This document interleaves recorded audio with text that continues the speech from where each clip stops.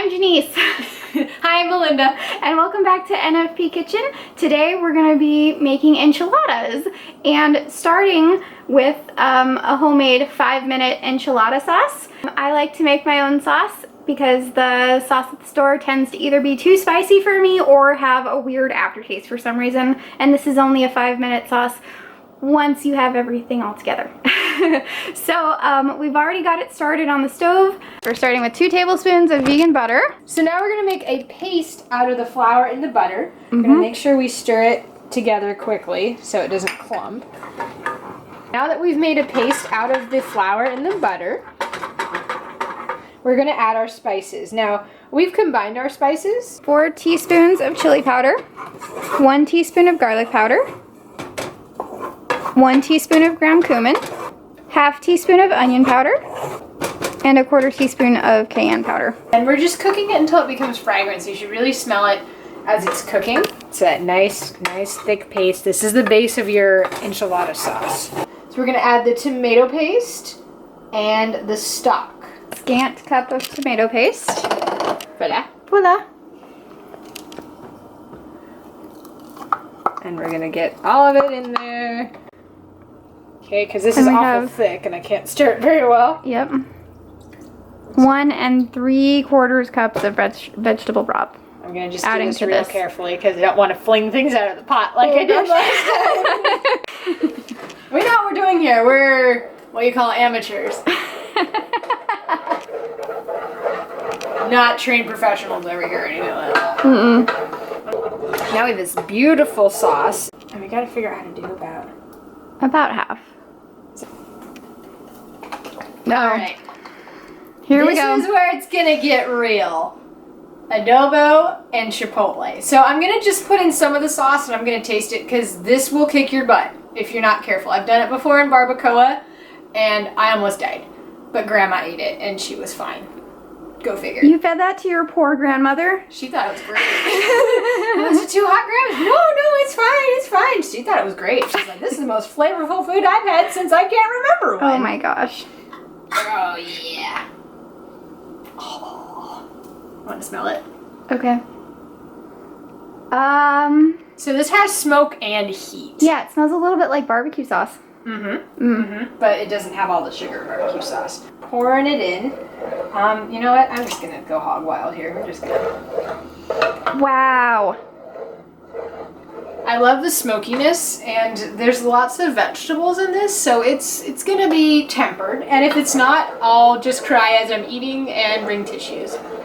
I'll probably take the chipotle peppers out because those can bite back. Give that a few dashes of salt. Ooh. Oh, it's good.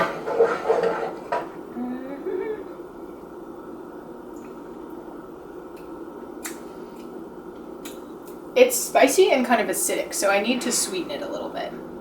Yeah, to sweeten it up.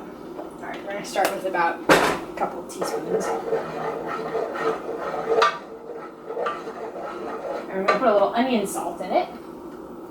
My favorite. I'm gonna add a fairly generous amount of this because it needs it.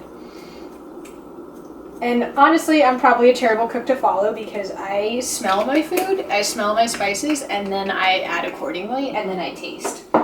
So you gotta have a good sense of smell. If you have a good sense of smell, you should play around with it. If you don't, definitely stick to your recipe because someone else has already balanced it for you. But if you're feeling adventurous, give it a try yourself. A little dash of smoked paprika. Barely even taste it. It's the finest. This is the finest grain of salt I've ever seen. I usually use kosher salt, which is much saltier. So 1 teaspoon, you're good.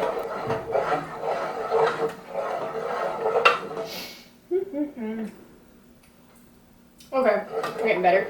Keep in mind, I don't have any sodium restrictions. If you have sodium restrictions, you know, really watch your salt intake. But for those who don't, kosher salt, definitely. Ooh, man, that's talking to me now. I'm gonna do a little bit of pepper.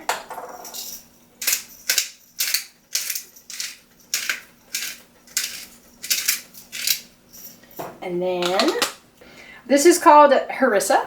It is an African spice. It's got a little heat to it, but it's got a little more tang. I just like how it smells, and it's just a little something different that I didn't grow up with. But I tried it out, so I'm just going to give it a little bit of complexity, so it's not heat coming all from the same source, because chili powder really drives this. Oh, cayenne. I didn't put in cayenne. And I know we've already put a quarter teaspoon of this in, but I always double. Janice does half, and I double. I think we've arrived at something. And you can always add, if your dish is made under salted, you always, of course, add a little bit right before you eat it. Because it's probably better that you cook with less sodium. And then slowly add. But yeah, I think that's good. Kind of tastes like pain. So the first step to making the filling for the enchiladas is you boil about 2 cups of sweet potatoes for 5 to 7 minutes. I am taking the boiled sweet potatoes that Janice cut up into cute little cubes, and I'm straining them over the sink. Right now. And now we've got the oven set to 350. It's kind of hard to see, but it's set to 350.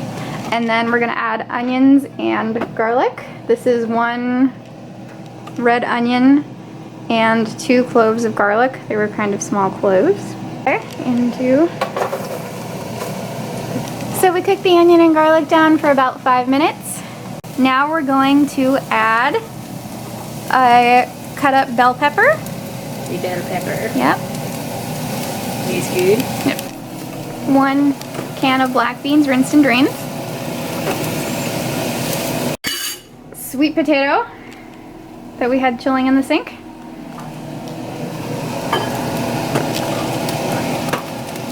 Oh, that's warm. A big clump of spinach. It's supposed to be about 2 handfuls. Rough chop. It's going to reduce down quite a bit, as is the nature of spinach. We're going to cook that until the spinach reduces. Now that the spinach is wilted, we're adding a tablespoon of lime. And fun fact that I learned the hard way, citrus actually stops the cooking process. So Do not add it until you are sure everything is done, because once you can't undo it. yes. There's no getting out of this one. There's no fudging it or making it work better. It's just not going to finish cooking if it's not done. And because we made our own sauces here and she's already got the heat to where she wants it, we're changing the original recipe a little bit here as well, and we're just adding the lime juice in this step. But I'll link the recipe below. Now I'm going to transfer half of the enchilada mixin to this bowl, because we don't want to mix our sauces, because I made a very hot sauce and Janice's is more mild. Normally you would add a 1/4 cup to the full mix, but since we're splitting it in half, you're going to add an eighth of a cup of our individual sauces that we made here. Yeah, just do your best. We're eyeballing at this point.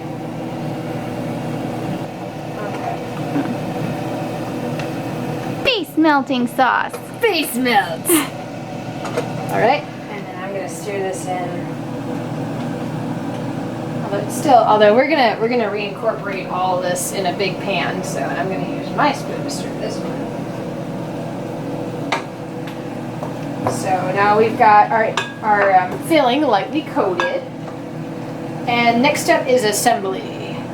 So now we're gonna start assembling our enchiladas, and I'm taking, this is a 1/4 cup of sauce, and I'm covering the bottom. I want to make sure you get a nice coating on the bottom. So I've got it in, and I'm gonna kind of shuffle it around a little bit. And we've already greased our, we have 8x8 pans. Normally you probably do this in a 9x13, but we split the recipe because we have different taste preferences. All right, so the bottom is now coated. And then I just tortilla. So I'm filling my burrito with stuff. It's supposed to be 3/4 cup, according to that recipe. Okay, so now I'm gonna roll it. Yes. Okay, so me photo, watch me photo, watch me photo, watch me photo. Okay, there we go. That's kind of special, but in any case, it doesn't matter. You're gonna eat it. It's gonna taste good. Okay, so now I've got to do that at least 2 more times. Yes. And I've got to make everything fit. Mm-hmm. All right, 1 more time. Uh, 1 more time. I'm glad you're having fun. Oh yeah, cooking is fun. A lot of people are scared of it, but it's a lot of fun. And for me, I was like, I need a challenge. So vegan cooking is that challenge because it's easy to cook with, you know, butter and milk and meat and eggs and everything like that. But learning something that's a little bit different and outside of your realm of comfortability, I should say, is good. And I'm eating food that I've never eaten before, and it's really tasty. Yay! All right, last burrito. All right, gonna roll this burrito. La, la, la. And it doesn't have to be perfect. It just has to fit. Yay! Great!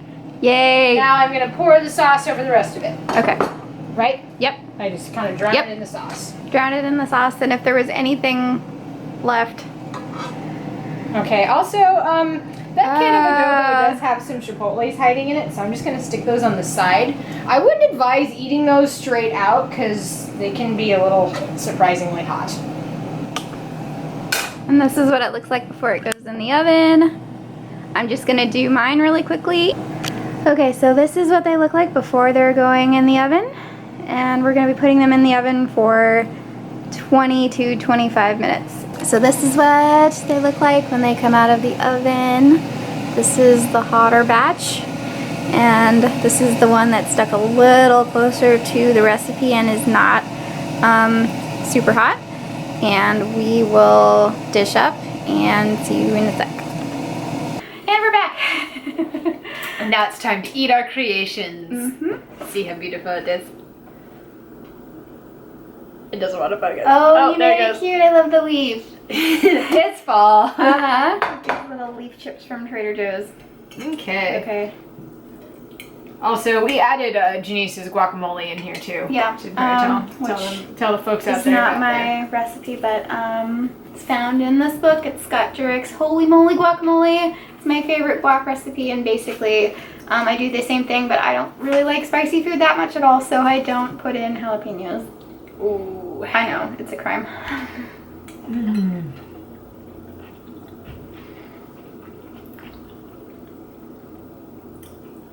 The tortilla choice was good. Okay. Nice and soft. I think they turned out good. I think the sweet potatoes are not overdone. Let me see here. I gotta get a nice bite of it. And for me, this is enough spice. I didn't think it needed any more. Yeah, there's a nice chewiness level. It's not mush. Yeah. Now I'm enjoying this, but remember, I'm a omnivore. Let's see here. I like this a lot. I love the variety of texture. I love the variety of color. It's a very colorful dish. And it's quite a bit different from regular enchiladas as far as texture goes, I know. It is a very far cry. And this recipe we found in, of course, the Oh She Glows cookbook, and I think it's also on her blog. So I say texture's great, composition's really good, variety is amazing. Overall, I'm gonna give the dish a 7. I think it's great, but I think I'd have a little bit of trouble selling it to my family. Okay. Because they're not used to eating a plant-based only diet. They'd Right. be asking, where's the chicken? Where's the beef? Where's the meat element? And they might go away feeling like something's missing. And that's the hardest part about being an omnivore, because I'm really missing cheese right now. I really want cheese, but the guacamole is making up for it. Okay. And I think my family, they probably put up with my request, but I don't know if they do it happily. So that's why I'm giving it a 7. I think it's great, and if they're willing to try it, give it a shot. It's very good for you. It's delicious, and you don't have to make it hot. Yeah, this is one of the healthier recipes I've seen. And we could add some kind of a vegan meat element. And they might not know with all the other flavors in I there. would totally plus the throw in enchilada the soy chorizo. Oh, yeah, okay. Yeah, you could do a plant-based meat in here, and I think honestly, with a plant-based meat, I'd probably give it an 8 or a 9. Get that texture that you're looking for, that you're missing. Okay. And say it's meat, and they'll be like, oh, it's a little softer, but there's so much texture in the vegetables. I don't think you notice. So I think with the plant-based meat, I'd be in better shape. Okay. And I'm not dying. You did it to yourself. I know, I inhaled. Whoa. But that's how you know you're living. And if I wanted to be even crazier, habanero salsa on top of it. But I went a little overboard with the adobo, so I'm gonna take it easy on this one so I don't cry myself to sleep tonight. Jeez. That's a little bit of hyperbole. Yeah, I know, but I don't get you people. Anyway, so I guess that's the end of this video. Yep, I give it a 7 out of 10. Yeah. I would eat it again, and I would add plant-based meat if I was going to serve it to my family. Overall, very good dish. Little bit of a process to make it, but it's really good, and if you make a big batch of it, it'll last you for a couple days. So no cooking for a couple days. Yay. Which is great. Yeah, if you're a small family. Right, or you could make it for your big family, whatever. Okay, well, we will see you next time. Thanks for joining us. Bye.